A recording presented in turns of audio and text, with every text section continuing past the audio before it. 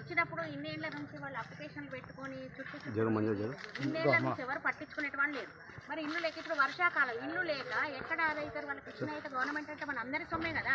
మరి అందరూ ఏం చేస్తారు? చేయాలి కదా వాళ్ళకి ఏదన్నా ఒకటి. అది పల్లెటూరు మాట్లాడక ఇట్లనే మీరు మాట్లాడి వెళ్ళిపోతే అది అయిపోతే మళ్ళీ సర్దు మరుగుతే ఎట్లానండి? ప్రజల కోసం అయితే మనం మాట్లాడాలి కదా.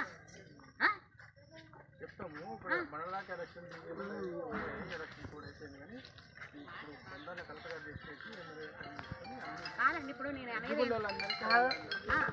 ఎప్పుడు మాకు ఎలక్షన్లు కాకముందు మాకు కావాలి.